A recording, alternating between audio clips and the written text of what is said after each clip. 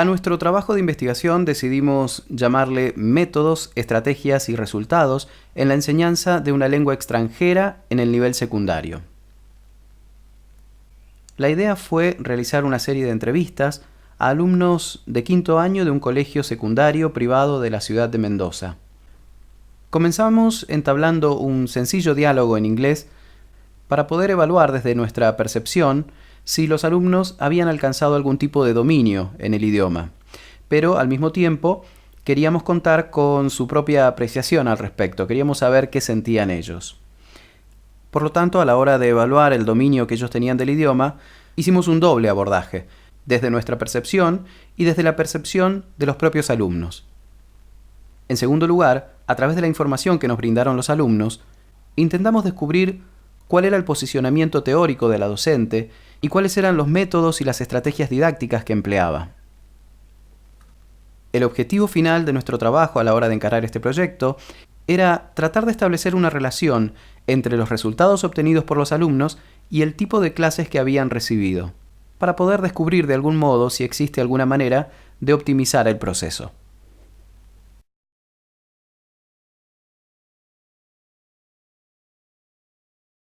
Para el planteamiento del problema, nos formulamos las siguientes preguntas. ¿Logran alcanzar un buen dominio del idioma los alumnos del colegio secundario estudiado? ¿Cuál es el posicionamiento teórico del docente, así como los recursos didácticos que emplea? ¿Qué relación existe entre el dominio alcanzado y las características de las clases de inglés? Consideramos que estas tres preguntas iban a responder concretamente a la hora de guiarnos a lo largo de este trabajo de investigación. Luego, también dentro del planteamiento del problema, transformamos esas preguntas en tres objetivos concretos. Saber si logran alcanzar un buen dominio del idioma inglés los alumnos del nivel secundario del colegio estudiado. Conocer, a través de la percepción de los alumnos, el posicionamiento teórico del docente de inglés, así como los recursos didácticos empleados. Comprender la relación que existe entre el dominio alcanzado y las características de las clases.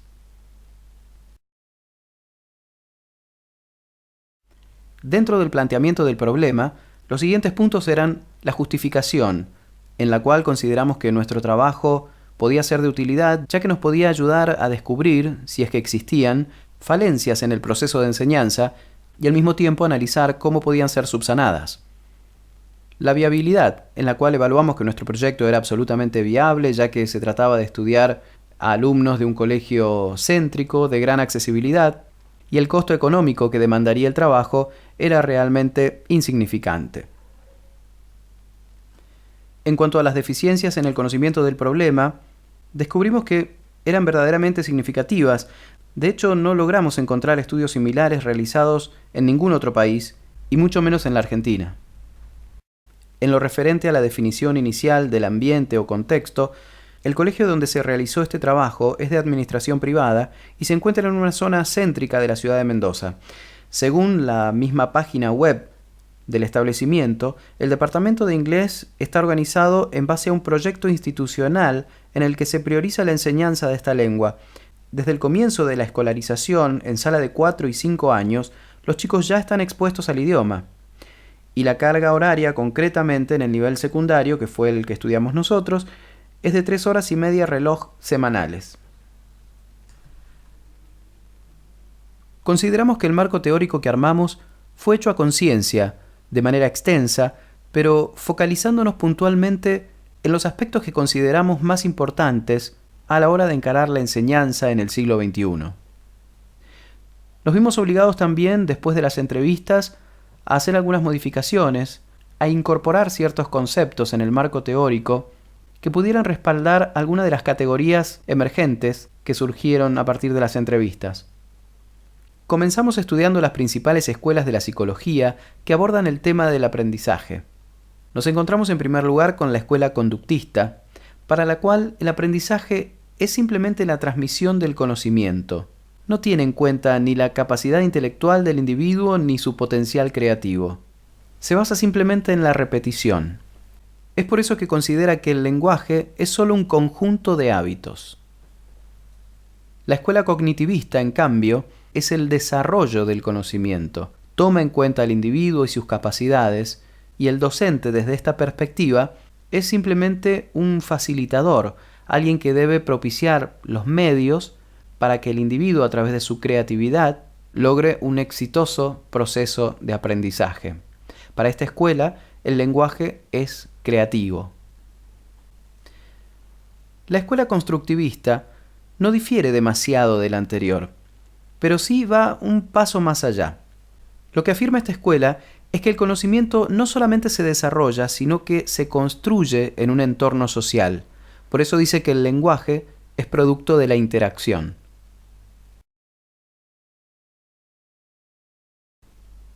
Al estudiar los métodos de enseñanza, vimos que hay una marcada división entre lo que llamamos los métodos antiguos y los modernos.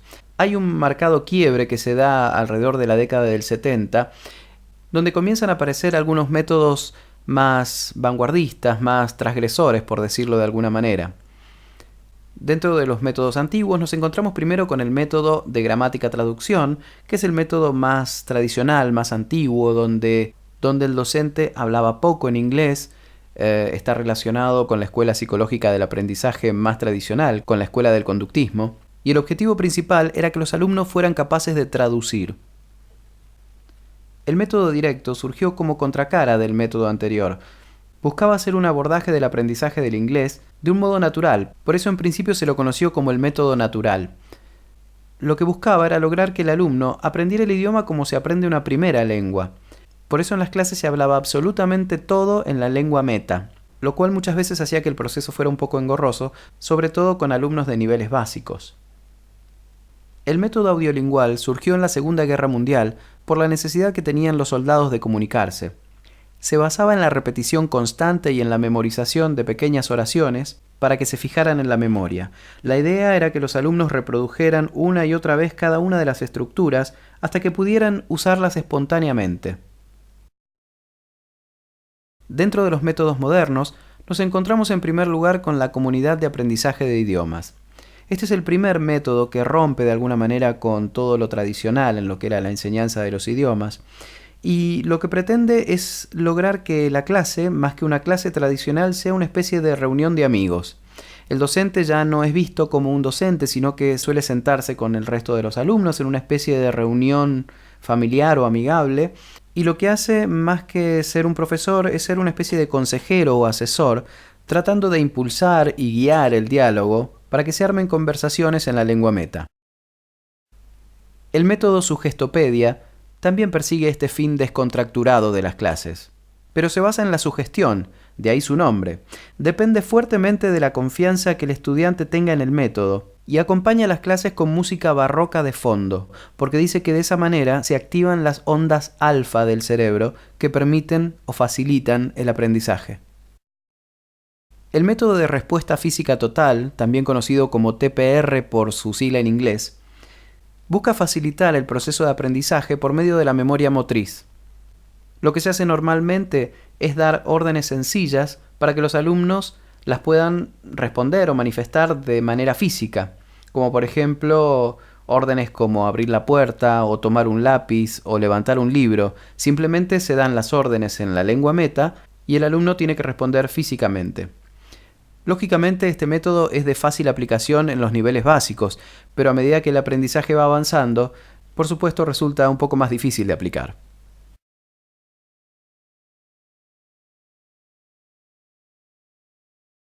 Stephen Krashen formuló 5 hipótesis relacionadas con el proceso de aprendizaje, de las cuales al menos 2 de ellas han tenido gran importancia hasta la actualidad. En su primera hipótesis intenta diferenciar lo que significa adquisición de lo que significa aprendizaje, una diferenciación que ha sido muy cuestionada y que según algunos estudiosos no hay prueba alguna de que realmente exista.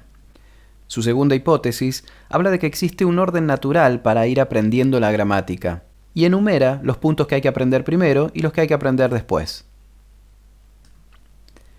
La hipótesis de la automonitorización dice que todos tenemos una especie de sensor que nos permite detectar cuando cometemos errores y nos permite corregirnos. Dice que es algo bueno, pero que hay que hacer un uso moderado de eso, porque si uno lo usa en exceso, está demasiado pendiente de sus errores y no puede hablar con fluidez. Y aquí nos encontramos con la hipótesis más importante de Krashen, que es la hipótesis del input. Esta hipótesis dice que para que el aprendizaje se produzca, la información nueva que nos llega tiene que estar apenas un escalón por encima de lo que nosotros sabemos. Si la información nueva es demasiado difícil, está demasiado alejada de nuestro conocimiento, la brecha que hay que sortear es tan grande que no nos podemos apropiar del nuevo conocimiento. Por eso habla de una fórmula que es I más 1, que significa justamente eso, un input que esté apenas un poquito más allá de nuestro alcance. La que es posiblemente la segunda hipótesis más importante de Krashen es la hipótesis del filtro afectivo, que habla de la importancia de generar en la clase un sentimiento de confianza y de seguridad para que el alumno logre bajar el estrés y la ansiedad y se pueda expresar con naturalidad. Si el filtro afectivo está muy alto, el alumno tenderá a inhibirse. Por eso, según Krashen, es importante tratar de bajar el filtro afectivo para lograr ese ambiente de confianza. Contrastando la idea del input de la que hablaba Krashen, Merrill Swain habla de la importancia del output. Ella dice que el aprendizaje se produce cuando el alumno intenta expresar algo en la lengua meta y de pronto encuentra un hueco, un vacío en su conocimiento del idioma. Cuando detecta ese hueco, el alumno toma conciencia e intenta corregirlo, y de esa manera logra aprender algo nuevo. La negociación del currículum es un concepto del que habla David Noonan y que es tal vez una de las formas más concretas de llevar adelante la filosofía de la enseñanza centrada en el alumno. ¿Qué es lo que se puede negociar? Bueno, la negociación del currículum puede abordarse a distintos niveles. Se pueden negociar cuestiones de fondo, como los objetivos de una materia, como los temas que se van a abordar. O se pueden negociar cuestiones simples, cotidianas, de todos los días, como por ejemplo, si una actividad se va a hacer de manera individual o grupal, o si el alumno prefiere escribir una redacción, un ensayo o una carta. Cuando negociamos el currículum, estamos apelando a la autoestima del alumno. El alumno siente que su opinión es tomada en cuenta y se siente gratificado, lo que hace que se involucre más con la materia. Pero además, lo que hacemos es perseguir el aprendizaje significativo. Cuando el alumno es parte de las decisiones, también de algún modo asume una parte de la responsabilidad y forma parte más activa en el proceso. Esto hace que el aprendizaje sea más significativo y por lo tanto más efectivo.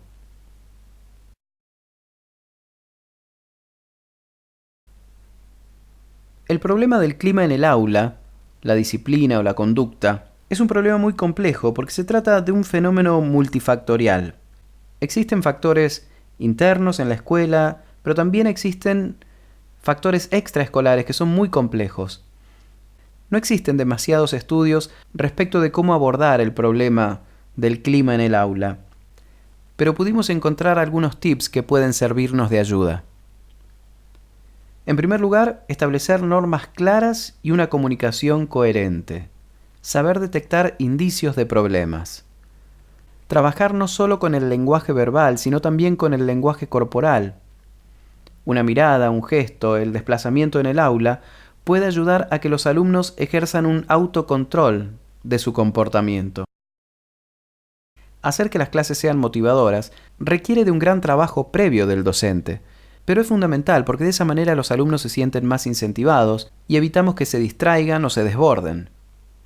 También es fundamental tener en cuenta el desarrollo evolutivo de los alumnos. No se puede tratar de la misma manera la conducta de un alumno de quinto grado que la de uno de segundo, por ejemplo, como tampoco la de dos compañeros del mismo grado, porque seguramente tendrán un diferente nivel de desarrollo.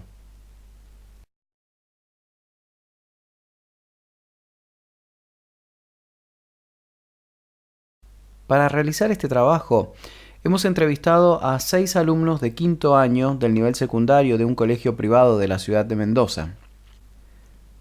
Algo para destacar es que los entrevistados han tenido la misma profesora de inglés durante todo el transcurso de sus estudios secundarios.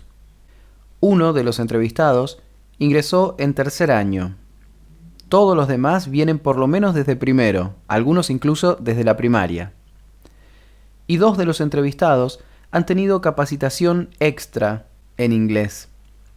Uno de ellos dice que su madre es profesora de inglés y que en algún momento tuvo la posibilidad de estudiar en el instituto donde ella trabaja y también de recibir algún tipo de instrucción por parte de ella a nivel familiar. El otro caso es de una alumna que dice que ella se entrena mucho en inglés viendo películas y viendo videos y que de alguna manera se califica de autodidacta. Los 4 restantes solo han recibido instrucción de inglés en el colegio. Para el análisis de los datos, nosotros creamos 3 categorías. La primera, dominio general del idioma. Para analizar esta categoría, nos pareció fundamental primero definir qué es dominar un idioma. Y nos quedamos con la idea de Stephen Krashen, que dice que dominar un idioma no es conocer de memoria cada detalle de su estructura y de su gramática, sino simplemente es ser capaz de establecer una conversación exitosa. Por eso nos pareció que la mejor manera de comprobar si los alumnos habían adquirido algún nivel de dominio del idioma era justamente tratando de entablar una conversación en inglés. La conversación fue muy simple, muy básica, y acá vemos 3 ejemplos de cómo fueron algunas de las respuestas o de los intentos que tuvieron de conversar con nosotros. El sujeto A dice: no me preguntes en inglés, por favor, no sé hablar directamente. El sujeto D dice: si lo escucho lo entiendo, pero tipo conversación me mataste. El sujeto F finalmente dice, cuando le preguntamos qué tipo de música prefería, contesta: I prefer, no sé cómo decirlo, electronic music, no sé cómo.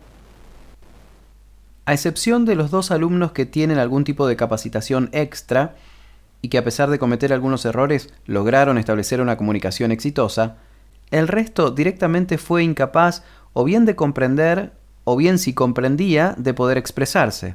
Por lo tanto, la comunicación no se podía establecer. Por lo cual concluimos que el dominio general del idioma de estos alumnos es verdaderamente bajo. La siguiente categoría es encuadre teórico del docente. Por tratarse de una categoría tan compleja y tan extensa, hemos decidido dividirla en 7 subcategorías. La primera de ellas es el idioma preponderante en clase. Ya sabíamos que el dominio que tenían los alumnos del idioma no les permitiría comunicarse en inglés entre sí, pero por lo menos queríamos saber cuál era el idioma preponderante en la docente. El sujeto B nos comentó: habla en inglés y en español para los que no entienden. El sujeto C: sí, todo el tiempo en inglés. Claro, habla en inglés. Hay cosas que las dice en español porque hay chicos que no entienden mucho. En este aspecto nos pareció acertada la postura de la docente, ya que todas las teorías modernas recomiendan el uso preponderante de la lengua meta, aunque no con exclusividad. Hay momentos en que es necesario recurrir a la lengua local para poder aclarar ciertas cosas que de otra manera sería muy difícil hacerlo. De todos modos, nos pareció, es una apreciación un tanto subjetiva a través de los comentarios, que tal vez la profesora accede con demasiada facilidad al uso del español, algo que de alguna manera podría limitar la voluntad de los alumnos de esforzarse en comprender explicaciones en inglés. La siguiente subcategoría es organización espacial de la clase. Queríamos saber si las clases de inglés se ajustaban a un formato tradicional, con el ordenamiento espacial acostumbrado, con el profesor delante y los alumnos sentados en filas, o si, por el contrario, se ajustaban a algunas de las tendencias más innovadoras, como la de la comunidad de aprendizaje de idiomas, que propone un estilo más desestructurado, con los bancos ordenados tal vez en semicírculo o de manera más informal. Las respuestas en este caso no dejaron lugar a dudas, siguen la organización espacial tradicional. El sujeto C nos comentó: no, es exactamente igual, en fila y la profesora enfrente.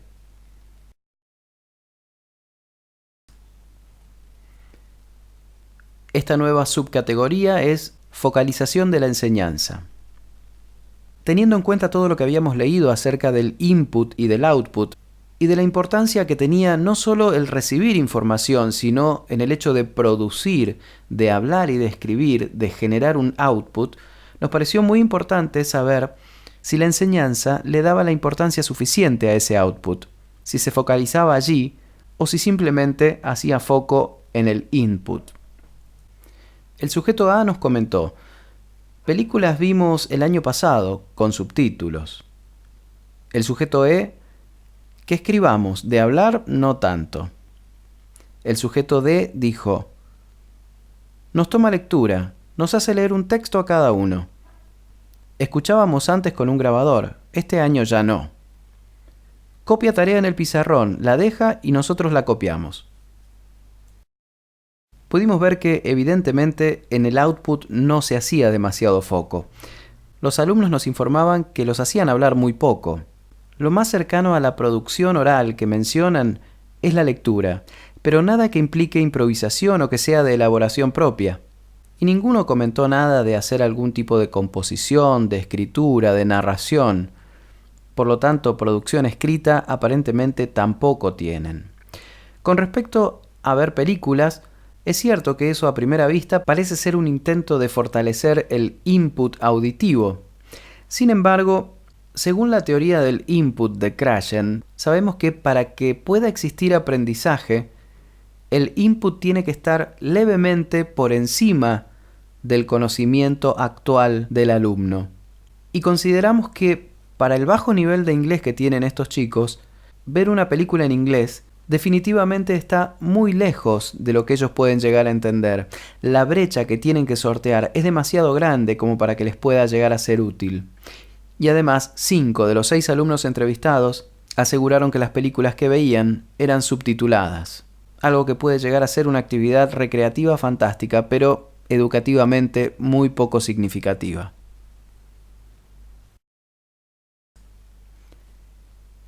La siguiente subcategoría es búsqueda de respuestas corporales.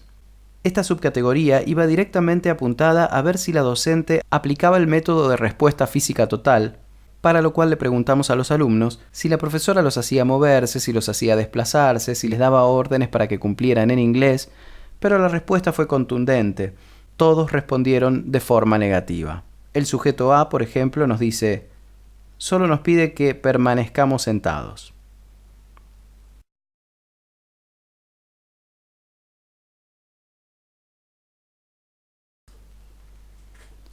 Uso de tecnología.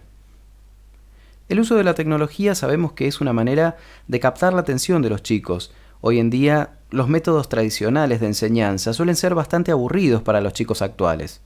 Por eso quisimos saber concretamente 2 cosas al respecto.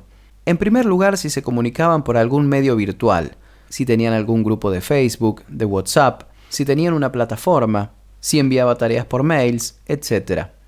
A lo cual todos los alumnos respondieron de forma negativa. El sujeto E, por ejemplo, nos dijo directamente: cero tecnología, la profesora.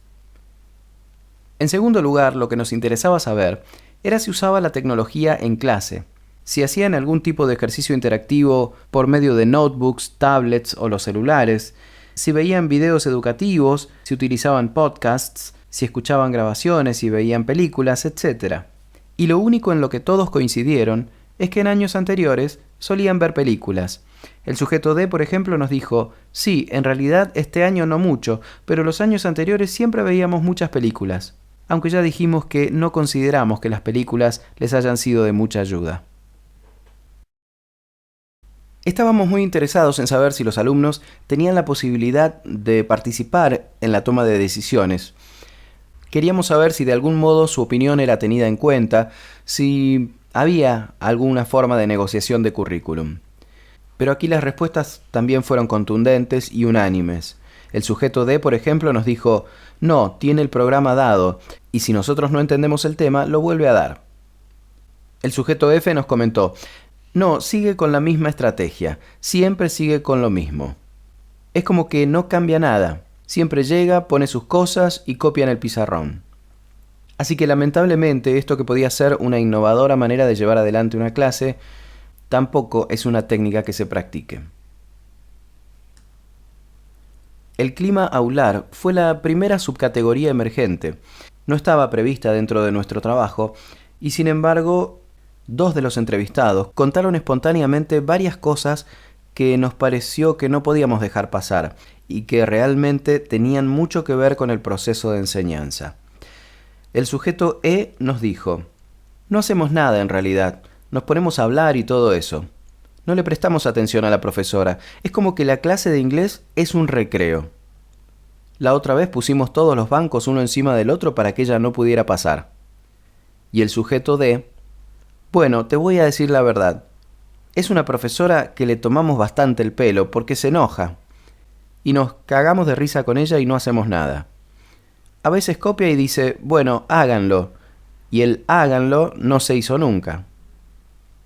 Entendemos que el resto de los entrevistados no comentaron nada al respecto porque las entrevistas no estaban preparadas para obtener esa información. Sin embargo, el sujeto E y el sujeto D fueron seguramente los más locuaces con los que se pudo entablar una comunicación más amplia, más relajada, más extensa, y de alguna manera se llegó a esta información que surgió de manera espontánea, y no nos pareció un tema menor. Si este es el contexto en el que se desarrollan las clases, el clima aular es un enorme impedimento para lograr buenos resultados en el proceso de aprendizaje. La categoría 3 es apreciación personal del alumno. Aquí queríamos saber qué sentían los entrevistados, cuál era la percepción que tenían de todo el proceso que habían llevado adelante en el aprendizaje del inglés en el secundario. Queríamos saber cómo se sentían, cómo veían las clases, cómo veían a la docente, y entonces dividimos esta categoría en 6 subcategorías, que en realidad no requiere un análisis demasiado exhaustivo, sino que simplemente nos permitió obtener un poco más de información para analizar y volver a sopesar algunos de los puntos anteriores. Por eso vamos a hacer un rápido repaso por cada una de estas subcategorías y vamos a dar un breve ejemplo que concentra la respuesta general de todos, porque todas las respuestas fueron bastante unánimes, cada uno a su manera nos decía lo mismo pero con sus palabras. Subcategoría 1. Satisfacción en clase. La respuesta fue: yo me aburro. Subcategoría 2. Resultados obtenidos. La respuesta: yo no aprendí nada. Subcategoría 3. Compromiso con el aprendizaje. No, yo no le pongo onda. Subcategoría 4. Apreciación sobre el docente. No sabe explicar. Subcategoría 5. Relación con el docente. Es buena, la queremos. Subcategoría 6. Propuestas de cambio.